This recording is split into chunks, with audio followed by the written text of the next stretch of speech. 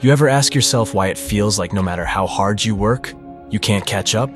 You grind, you hustle, you save, but somehow the rich just keep getting richer. You wonder, what do they know that I don't? Let me tell you, it's not just about how much money they have. It's about what they've been taught and what we were never supposed to learn. So today, I'm breaking it down. Why the rich stay rich and why most people stay stuck. 1. The rich think in systems, not sprints. The rich don't chase money. They build systems that print it. While most people chase paychecks, the wealthy chase assets. They build things that keep paying them long after the work is done. Poor and middle-class folks are trained to work for money. But the rich, they make money work for them. That's the first secret. They don't trade time for dollars. They build machines that do the work while they rest. 2. The rich understand the rules of the game. Life is a game, and money is a game too. But the problem is, most people are playing without even knowing the rules. The rich study taxes. They understand credit. They learn how to use debt to grow their wealth, while the rest of us drown in it. They use trusts, corporations, write-offs, and strategies that sound complicated. Because they were never meant to be taught in your school. You were trained to obey. They were trained to strategize. 3. School doesn't teach wealth. Let's be real. School teaches you how to be an employee. It teaches you how to show up on time, follow orders, and memorize facts. But what it doesn't teach you is how to own anything. It doesn't teach you how to invest, how to build, how to scale. And you think that's by accident? The wealthy didn't get rich because of school. They got rich because they learned the game outside of it. 4. Ownership is the key to freedom. Let me tell you something plain and simple. If you don't own anything, you're not free. The rich stay rich because they own real estate, companies, intellectual property, stocks, patents, systems. They don't just make money, they own the flow of money. If you rent everything, borrow everything, owe everything, you are always living in someone else's system. 5. They use debt differently. Debt isn't evil, it's how you use it. Poor people use debt to survive. Credit cards, payday loans, interest traps. Rich people use debt to multiply, buying property, building businesses, scaling faster. They use other people's money to build their vision. Then they pay that debt off using profit, not their paycheck. You were taught to fear debt. They were taught to leverage it. 6. The rich hide in plain sight. You think the rich are flashy? The truly rich are quiet, invisible, strategic. They don't flaunt it because real wealth whispers. They move through trusts, foundations, holding companies. While the world argues over celebrities, they're buying land, media outlets, data, and influence. They don't just want money, they want control. 7. They invest in relationships. You ever hear, your network is your net worth? That's not just a quote, it's a strategy. The rich invest in people. They get in rooms you don't even know exist. They play golf with decision makers. They build alliances while others build debt. Poor people look for discounts. Rich people look for leverage. They understand. It's not just what you know, it's who knows you. 8. The media keeps you distracted. You ever wonder why the news is always chaos, scandal, fear, outrage, division?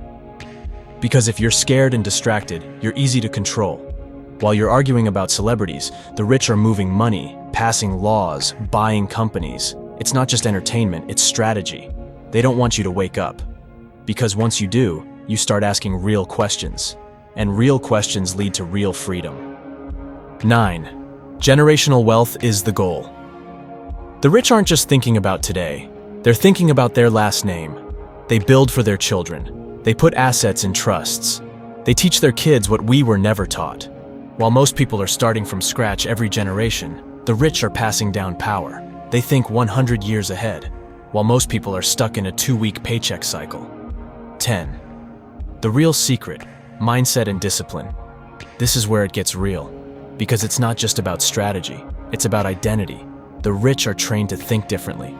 They see problems as opportunities, they're taught patience, delayed gratification, strategy over emotion. Most people want quick money, but the rich build long-term wealth. It's not luck, it's not magic, it's not even inheritance. It's discipline, knowledge, and mindset. So here it is.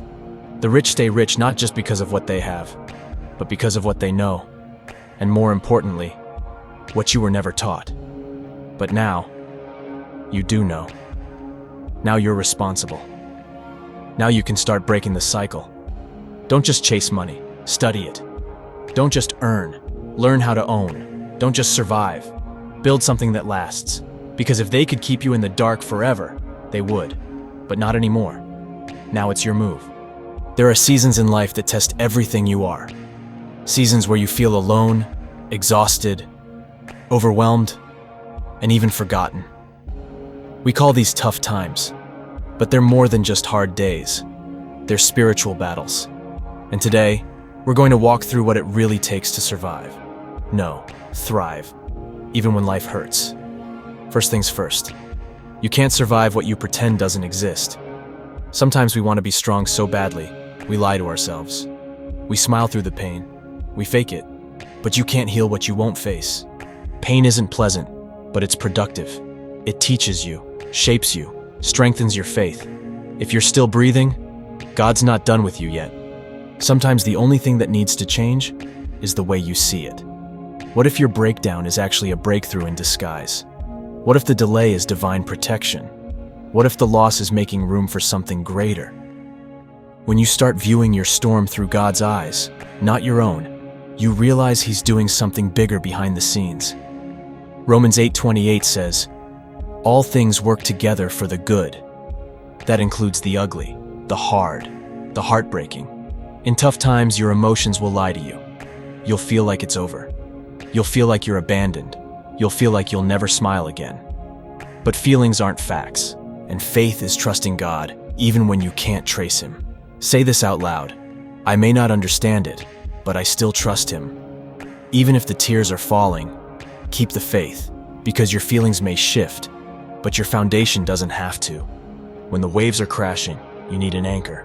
Your anchor might be prayer. It might be scripture. It might be the memory of how God brought you through before. Find something solid and hold on to it with everything you have. God is our refuge and strength, a very present help in trouble. That means you're not drifting, you're held. When life feels overwhelming, stop looking at the whole mountain. Just take one step. One day, one breath. God gives you daily bread, not lifetime supply bread. Stop trying to solve everything at once. Just ask, what's one good thing I can do today? Even if all you do is survive today, that's enough. Because strength is built one day at a time. You don't just need God, you need God's people. Surround yourself with folks who speak life into you. Not pity, not fake positivity, but truth. Truth that says, you're not alone.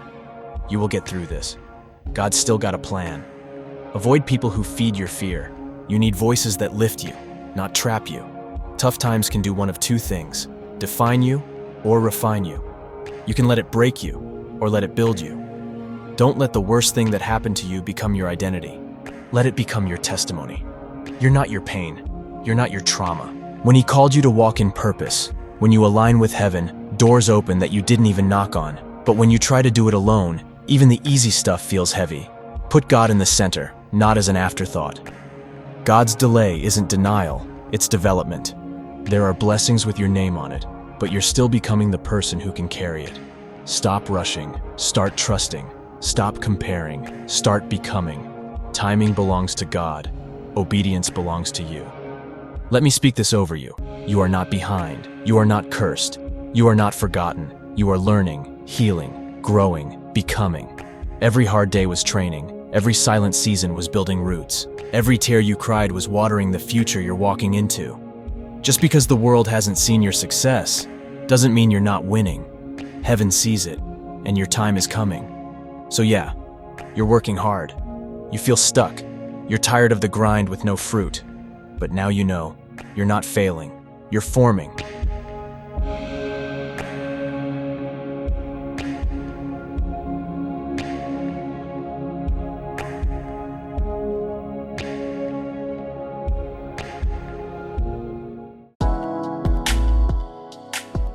We are all trying to be the best versions of ourselves, and I want to show you the changes that can be made in this world. Change that will have ripple effects and encourage people to see the beauty in life. To help me, help others in the most amazing ways I can. I have a store linked in the description where you can buy things for yourself, or what I would encourage is to buy a gift for someone else. Show the people in your life that you care and have their best interests at heart. Also, for the best contributions at the moment to the channel on helping and changing lives, is to donate to our GoFundMe linked in the description. No matter how far we go, the change will be felt. I'm here giving you a first-person perspective of the power of change for the better. God is within us all, and I want to bring the power to you the best way I can.